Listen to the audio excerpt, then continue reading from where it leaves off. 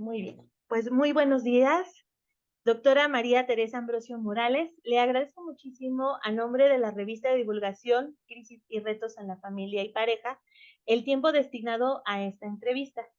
Al leer acerca de su trayectoria, me he percatado que tiene muchas publicaciones acerca de diversos tipos de violencia contra las mujeres. Y quisiera iniciar esta entrevista preguntándole a partir de dónde surge el interés de realizar investigaciones acerca de las situaciones que viven actualmente las mujeres en nuestro país. Bueno, mi inquietud surge hace 33 años porque em, pues tuve una amiga, una de mis mejores amigas fue privada de la vida por su novio. Entonces eso pues me llevó a buscar justicia.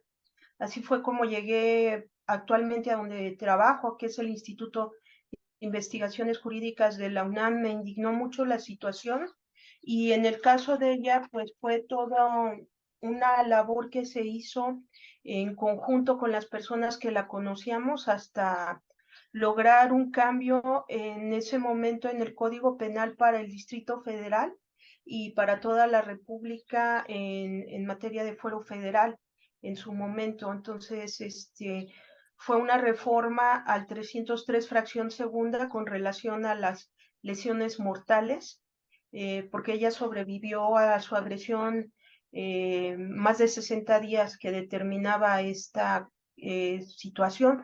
Entonces, a partir de ahí empecé a trabajar los temas. En ese momento no estaba el tipo penal de feminicidio, pero adentrándome, pues empecé a ver las particularidades que tiene la violencia contra las mujeres en los diferentes ámbitos, ¿no? Y así fue como me inicié, pues tanto en la victimología como en las cuestiones que tienen que trabajarse con homicidios, feminicidios y también pues esta parte también de la criminología.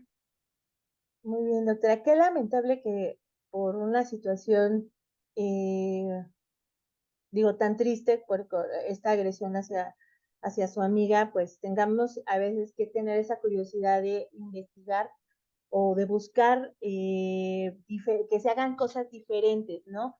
Que se haga una diferencia, que se haga justicia. Y bueno, actualmente, ¿usted cree que ha mejorado la atención a las mujeres víctimas del delito? Pues mira, es importante mencionar esto. Um, México ha tenido una trayectoria muy importante en materia de atención a víctimas. Hemos sido pioneros en tener la primera ley de víctimas del Estado de México de década de los 60, finales, principios de los 70, y también una reforma constitucional que hay que mencionar, la tenemos del 3 de septiembre del 93, es decir, este año, este 3 de septiembre de 2023, esta reforma constitucional para víctimas va a cumplir 30 años de vigencia. Entonces, esto es muy importante porque a partir de esta reforma se empieza a construir toda una política criminal con relación a la atención a las víctimas a través de la ley, entendiendo a la política criminal como está, de acuerdo a la interpretación que hace el Poder Judicial en este sentido, que es cómo lo determina la legislación o el Poder Legislativo.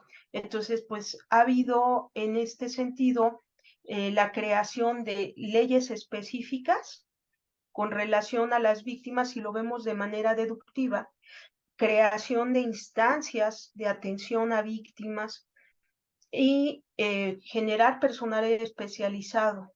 Entonces tenemos ahí un andamiaje amplio y ya específicamente con relación a las mujeres, pues se ha trabajado mucho también en este sentido, porque la violencia contra las mujeres ha generado en mucho también estos avances en victimología.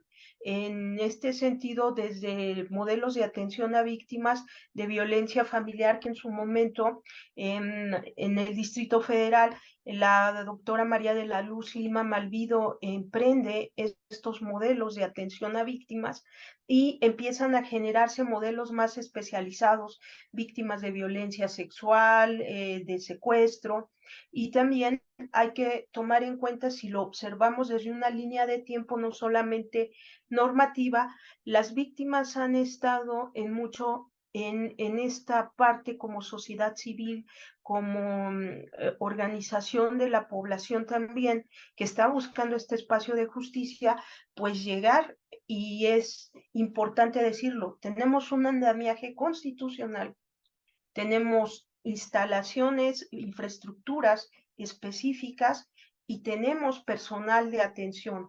Y en el caso en este sistema acusatorio, pues tenemos asesores o asesoras jurídicos de víctimas y ya de manera más especializada, de acuerdo a la Ley General de Acceso de las Mujeres a una vida libre de violencia, como una ley marco que se replica en todos los estados, pues tenemos ya prácticamente en todos los estados de nuestra república centros de justicia para mujeres, y asimismo las comisiones ejecutivas de víctimas a través de asesorías o las procuradurías o diferentes instancias, porque ahí orgánicamente depende de dónde se pueda tener a las asesorías. Bueno, pues es este punto de acercar una valoración integral que no es solamente jurídica, es médica, es psicológica, es de orden social.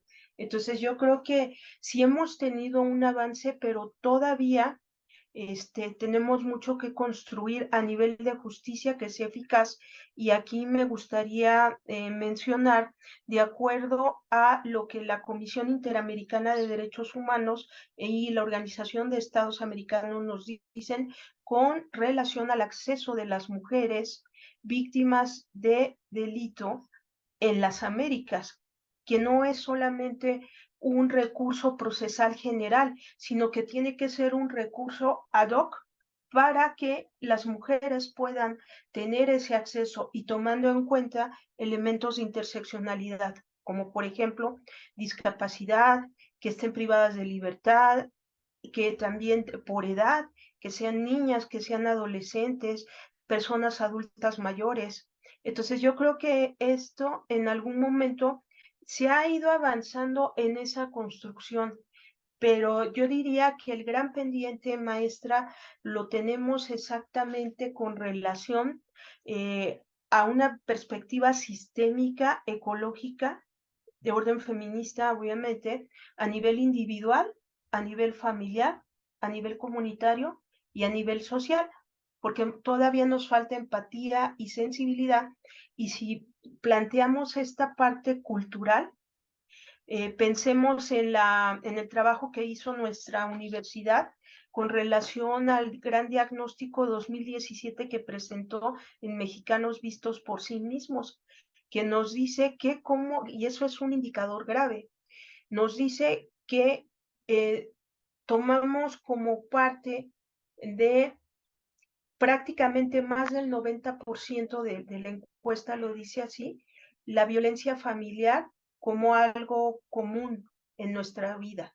Y eso es gravísimo. Y otro indicador aún más grave que también se ha tratado de erradicar a través de los cambios normativos, que es la violencia que se ejerce, y eso también viene en este diagnóstico 2017, en contra de niñas, niños y adolescentes como un recurso pedagógico que en pleno siglo XXI y por los derechos humanos y el interés superior es totalmente inconcebible, pues un escenario así. Qué interesante, doctora, y sobre todo el saber que hay ya alternativas, que se está trabajando algo, pero también viene esta parte importante, ¿no? La violencia que no se ve, ¿no? Usted hablaba de la victimología, los que estamos muy relacionados con el término, digo, yo soy maestra en investigación criminal y ciencias forenses, conozco el término de victimología, ¿no? Pero para las personas que no lo conocen muy a fondo, ¿qué sería la victimología y qué importancia tiene que hagamos investigación en victimología? Bueno, la victimología, vamos a tener que metodológica y doctrinalmente se considera todavía, porque aquí es también posturas teóricas o doctrinales, pero vamos a hacer un breve línea de tiempo. La victimología iniciada por von Genting y sistematizada ya con un estudio de Benjamin Mendelssohn en más o menos la década de los 60, sistematizando lo que serían tipologías victimales con relación a víctimas de delitos sexuales, pues inicia una etapa moderna de considerar a la victimología. ¿Qué sucede? La década de los 80, más o menos, cuando la victimología empieza a generar toda una serie de inquietudes. La dogmática penal la retoma, ahorita voy a poner las tres posturas para que esto quede más claro, a través de lo que se denomina victimodogmática y que es exactamente analizar a nivel de tipos penales la participación de la víctima, y aquí tenemos tratadistas como Gunther Jacobs y también tenemos al doctor Schunemann en un momento determinado de qué forma participa la víctima en autopuesta en peligro, en ese proceso también, en un momento determinado del análisis del tipo penal y sobre todo también el impacto que hay en el sistema penitenciario con estas determinaciones. Posteriormente, en esa evolución, se genera algo que se llama el derecho victimal. Como una parte general con todos estos estándares internacionales de tratados y con una parte especial que en un momento determinado nos va a decir qué modelos integran toda esta atención a víctimas, cuáles son esas prerrogativas de la víctima, cuáles son esos estándares específicos, y esto fue creado por teóricamente y prácticamente a nivel de política criminal y política victimológica por la doctora María de la Luz Lima Malvido en la década de los 90, o un poquito antes que empezó a trabajar el tema.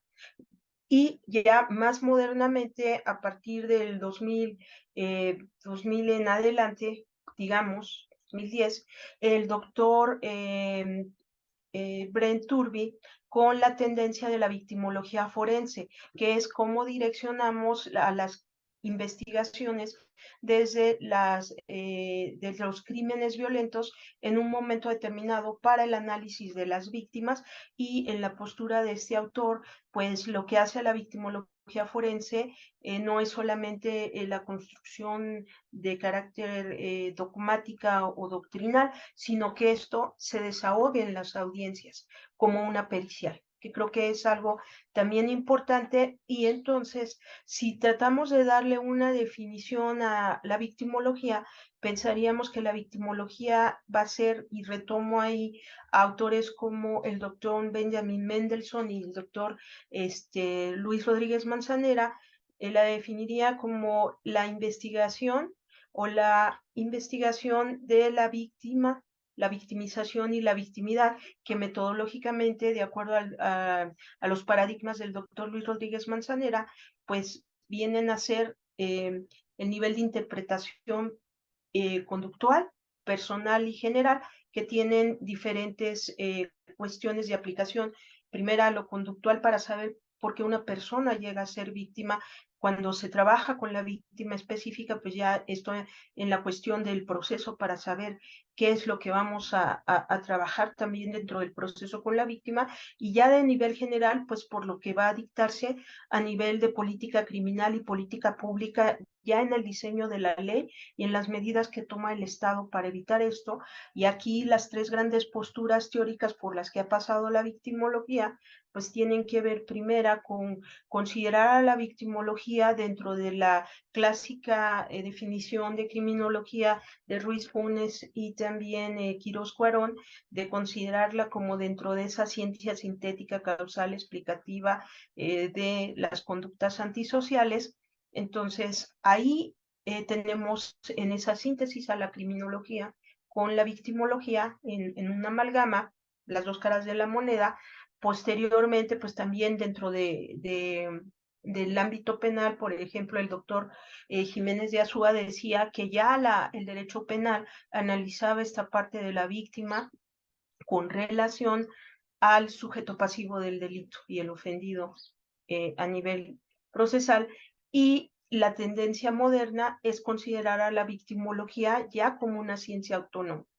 Entonces, esto es importante porque no solamente se ciña a la parte jurídica o de derecho penal, la victimología tiene un ámbito de aplicación mucho más amplio. Y esto pues también nos lo muestra la Ley General de Víctimas. Entonces, yo creo que eso es importante porque la consideración que podamos tener puede ser por autoridad federal o estatal, por servicio pericial federal estatal, o también en algún momento la tendencia que se tome a nivel de los recursos con los que cuente una institución, y otra también cómo lo puede interpretar el Poder Judicial ya a nivel de la propia jurisprudencia y sus precedentes, y la propia doctrina, que digamos que ahí tratamos de considerar, por su pregunta, que es una materia interdisciplinaria. ¿Por qué? Porque de victimología no solamente venimos del área jurídica, de psicología o propiamente desde criminología. La mayor parte de la formación en victimología a nivel de profesionalización viene como posgrado o con Sí. licenciaturas con una vertiente ya al final de especialización, porque al menos ahorita de los datos que yo tengo investigados, no hay licenciaturas en victimología, hay especialidades, maestrías, doctorados, incluso postdoctorados ya en algunos lugares están propuestas, pero esto es muy importante por la naturaleza que hay que tener inicial para el trabajo con las víctimas, que tiene que ser muy completa, es una labor de equipo y sobre todo porque son procesos complejos de atención. Así es. ¿Y qué importancia tiene esto, doctora? Porque sí, efectivamente no existe una licenciatura que tenga su base en la victimología. Bien lo dice usted, hay especializaciones o se toma como una materia en los posgrados, pero esto es muy importante. Salvo por toda la violencia que se está generando, voy a esta parte de la importancia que tiene, pero digamos, tenemos las violencias generales, ¿no? Los Uh -huh. niños sufren de violencia, los hombres también sufren violencia, pero ¿qué es lo que está pasando con la violencia hacia las mujeres? ¿Qué importancia tiene que nosotros también hagamos investigación acerca de esto? Por, digo, usted que es la experta, ¿cuál es la relevancia de hacer este tipo de investigaciones? La violencia contra las mujeres es algo histórico y tenemos que pensarlo desde un punto de vista jurídico como una violación a sus derechos humanos.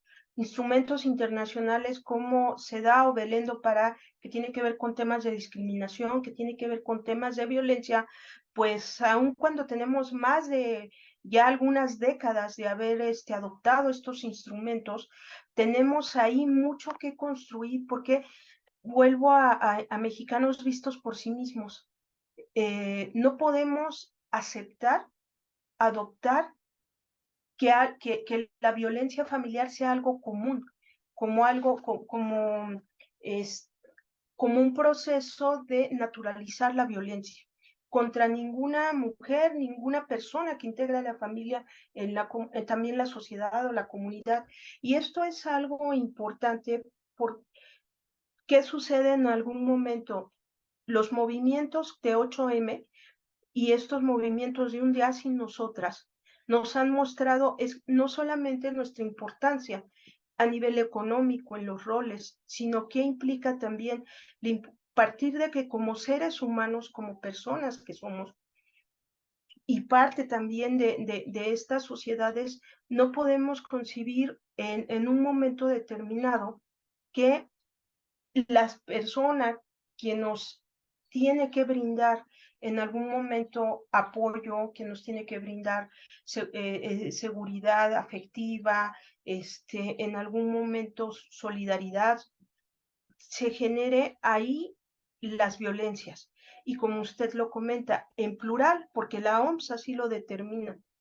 Y en un momento determinado, si nos vamos al ENVIPE, bueno, todas las ENVIPES que ha habido, parto de la reciente 2022, pues nos damos cuenta que en un momento determinado el hogar, pues brindamos nuestros hogares, les ponemos rejas, cambiamos cerraduras, ventanas, hasta ponemos un perro guardián para que cuide nuestros hogares.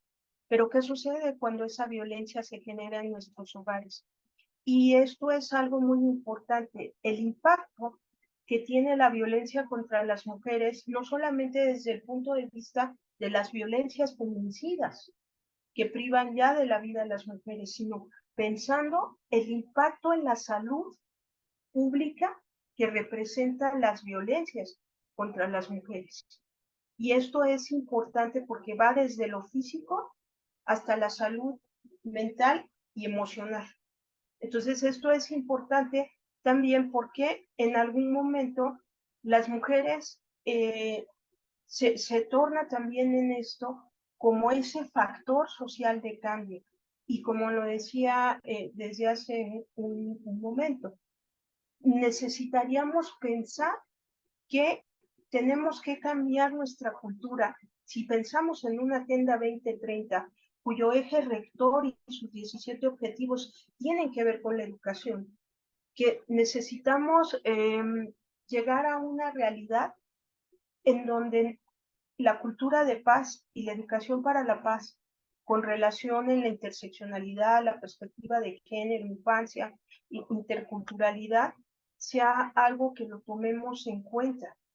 Y sobre todo, ¿por qué la importancia? Porque cuando vemos en indicadores económicos en el Banco Mundial, pues sí impacta no solamente en el sector de la salud pública, sino también en la cuestión económica por todo lo que implica la presencia de nosotras las mujeres en todos los sistemas. Así es, doctora, estamos presentes en todos los sistemas y efectivamente esta parte del cambio cultural, ¿no? Porque esto lo tenemos arraigado desde muchísimos años atrás y apenas estamos viendo como ciertos cambios, pero aparte del cambio en la cultura, ¿qué otras acciones se podrían tomar para bajar estos índices tan alarmantes de violencia en la sociedad mexicana? Pues tendríamos que pensar, maestra Evelyn, quiero pensar de entrada que necesitamos saber la dimensión de lo que tenemos. Le voy a dar un dato del día de hoy, que chequé. 22 de mayo de 2023 a las 8 de la mañana, el Banco Nacional de Violencia contra las Mujeres tenía registrado un total de 1.519.155 casos de violencia contra las mujeres. De eso es generadores de violencia 1.137.039 hombres y 57.897 mujeres como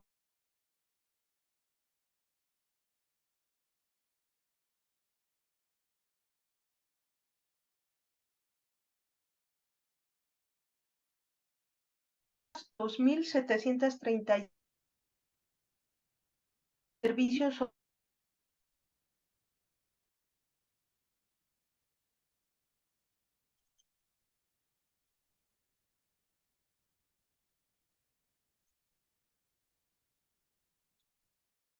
Esta pandemia como terminada, los cuidados, sí, bueno, bueno, partíamos de que al día de hoy, 22 de mayo de 2023 a las 8 de la mañana, Banabim tenía registrados 1.519.155 casos de violencia en contra de las mujeres, en donde 1.137.039 eran hombres generadores de violencia, 57.897 mujeres generadoras de violencia y en sexo no especificado 297.766 personas que generan violencia. Órdenes de protección que se han dictado 202.737 y servicios otorgados 2.343.080. La modalidad de violencia más alta es la familiar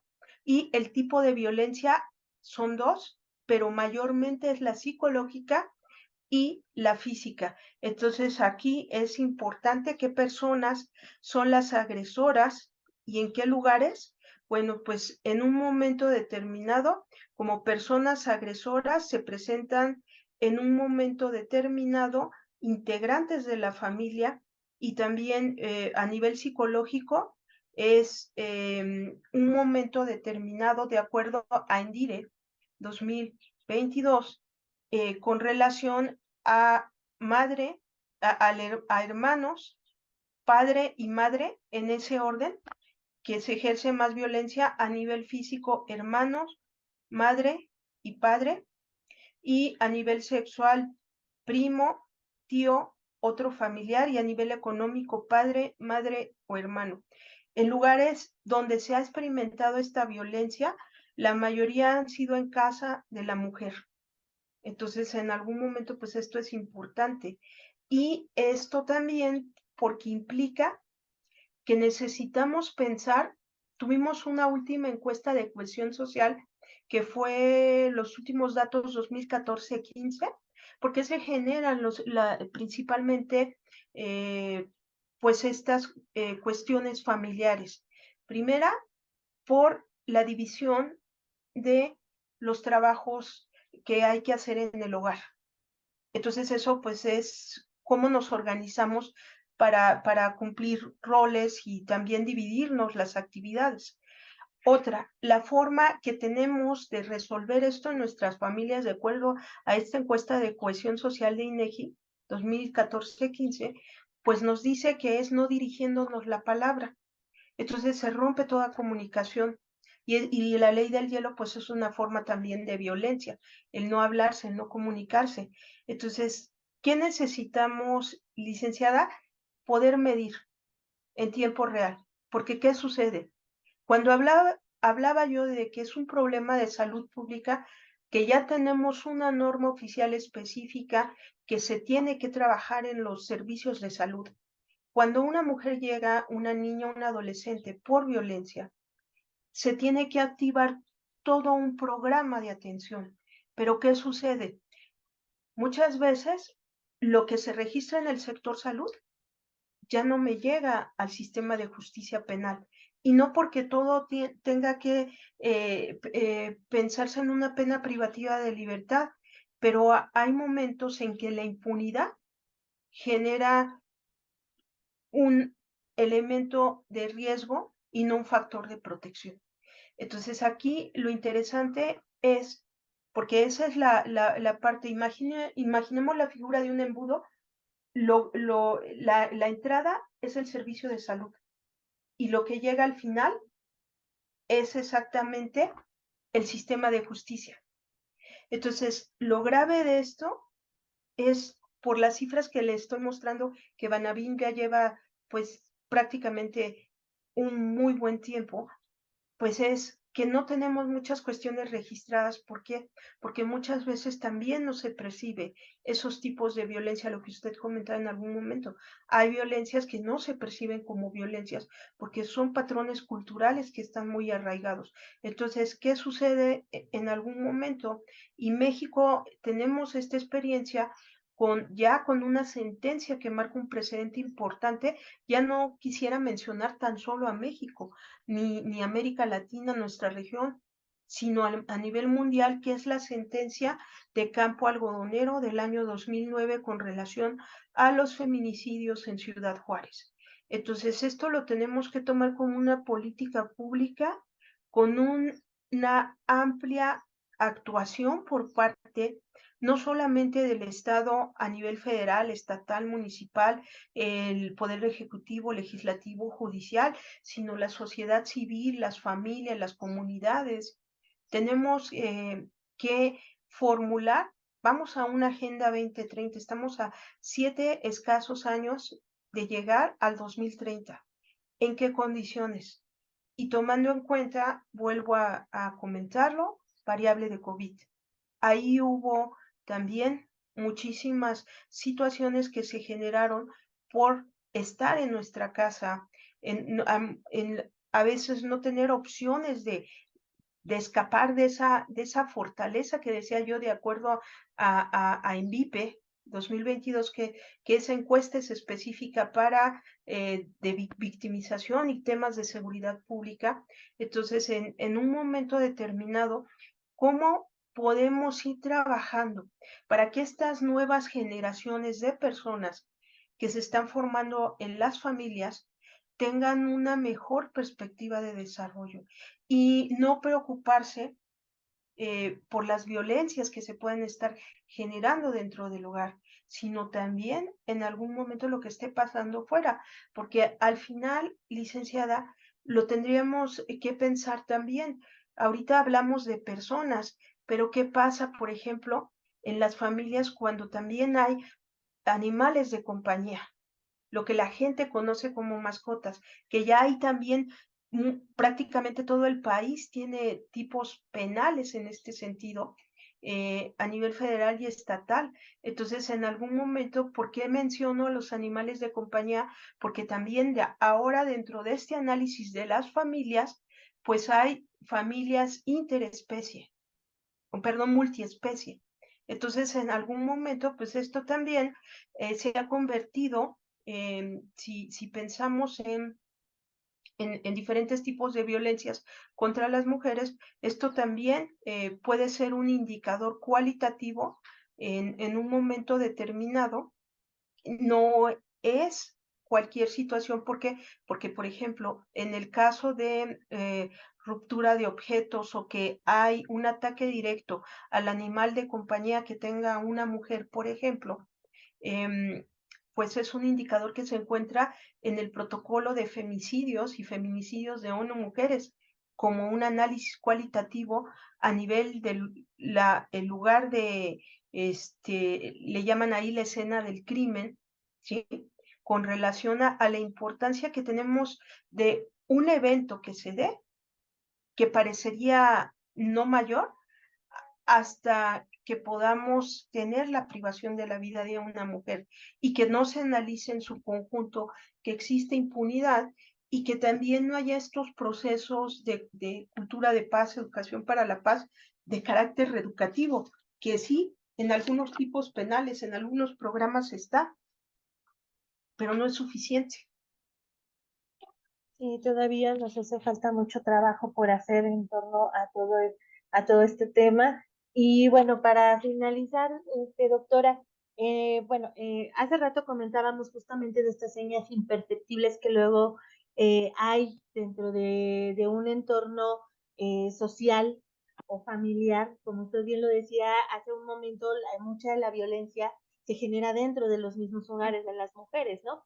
Entonces, en este caso, ¿cuáles serían, digamos, estas llamaditas de atención para que una mujer pueda detectar que está siendo víctima de violencia? Primera, pues es muy importante conocer nuestros derechos. Eso es importante, tener acceso a toda la información legal de la cual somos, pues, ¿cómo decirle? Titulares, ¿sí? Como personas. Otra, que tiene que ver también de conocer los servicios que se brindan. Y otra también muy importante, esto voy a dar un dato, de ENDIRE 2022, 78.3% de mujeres en los casos de violencia en pareja no presentaron queja o denuncia.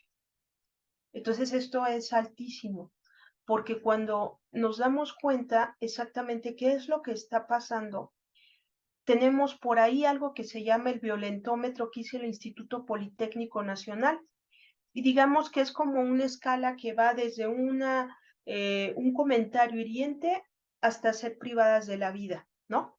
Entonces, ¿esto qué significa? Que necesitamos ver cómo va variando en un momento determinado estas nuevas formas de violencia. ¿Por qué? Porque en algún momento se tienen que generar las violencias van evolucionando en tema de violencias contra las mujeres. Ahorita le comentaba, por ejemplo, esta parte de animales de compañía, cuando son sustraídos, cuando son privados de la vida. Otra, por ejemplo, cuestiones específicas que no solamente están en el ámbito penal, sino familiar, y ahí tenemos lo que se está replicando que inició en Puebla, la ley Monzón en un momento, las violencias digitales en un momento determinado. O sea, aquí si yo tuviera que hacer toda una relación de tipos de violencia, el Protocolo de Naciones Unidas de ONU Mujeres nos da 37 indicadores a nivel forense, digamos, de las diferentes formas, tipos y modalidades de violencia que podemos sufrir todas las mujeres. Pero aquí lo importante es que muchas veces se puede quedar corto. Hay leyes muy específicas, la ley ácida, estamos pensando. Ahorita la violencia que hay contra las mujeres específicas con ácido, quemaduras, muchísimas cosas. Entonces, en algún momento, si nos vamos al ámbito criminológico y victimológico, la cantidad de situaciones, modalidades y formas en las que una mujer, una niña, un adolescente puede sufrir violencias es inimaginable. Eh, y en un momento determinado, ¿qué es lo que requerimos hacer? Trabajar la cultura de la prevención. Por ahí tenemos, y tengo que mencionarlo, la Ley General para la Prevención Social de la Violencia y la Delincuencia. Es muy importante que la trabajemos. Es una muy buena ley que hemos, dentro de este paquete que hubo al sistema de acusatorio de 2008, pues entramos esta ley. Entonces, yo creo que aquí esta ley, más la Ley General de Acceso de las Mujeres a una vida libre de violencia, la Ley General de Víctimas, la Ley General de Educación, la Ley General de Salud, son una parte importante y pensar en anclarlo en una Agenda 2030, para que sea a través de esa educación también el construir estos andamiajes que en algún momento nos permitan que todas las personas, todos los gobiernos, todos los niveles de ese gobierno tengan empatía, sensibilidad, respeto, y para las mujeres, niñas o adolescentes que fueron víctimas de algún delito, darles la certeza de justicia, porque sin eso, en algún momento todo acto de impunidad no vamos a revertirlo de una manera positiva y sobre todo pensando y agradecer a la Universidad Nacional Autónoma de México, a la Facultad de Estudios Superiores de Iztacala, al doctor Ricardo Sánchez Medina, a usted, maestra Evelyn Alejandra Galicia Gómez, pues esta oportunidad de compartir esto. ¿Por qué? Porque ahorita el reto para nuestra sociedad, específicamente ya no solamente pensando en México, sino a nivel mundial, es cómo trabajamos ese proceso de recuperación post-COVID que nos dejó también enseñanzas en positivo, en negativo, pero cómo transformamos esto para mejorar los niveles de atención y la seguridad que se pueda brindar a las niñas, las adolescentes y las mujeres en cualquiera de los espacios donde nos encontremos. Y pensar en que no debe de ser una utopía la erradicación de este tipo de violencias, que creo que la UNAM ha contribuido en gran medida y hemos de mencionarlo. Tenemos en, el, la, en la División de Estudios de Posgrado de la Facultad de Derecho una especialización de género y derecho. Y creo que esto también pues ayuda mucho dentro de la academia y dentro de la formación de los nuevos cuadros de profesionistas y profesionales, a erradicar también en gran escala pues otro tipo de convivencias y otro tipo también de mentalidad.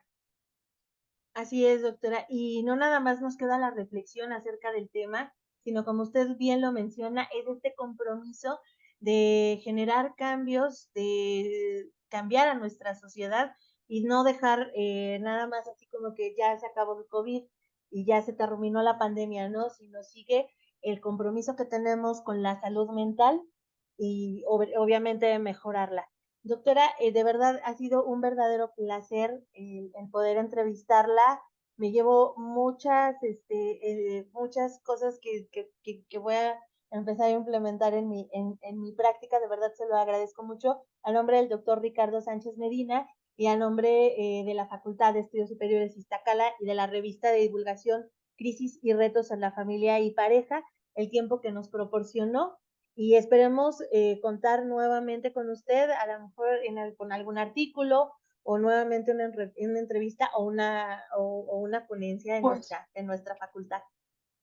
Pues sería importante mencionar porque es un gusto como universitaria que tengamos y contemos con el Museo de la Mujer, que es entre la UNAM y la Federación Mexicana de Universitarias, es el segundo.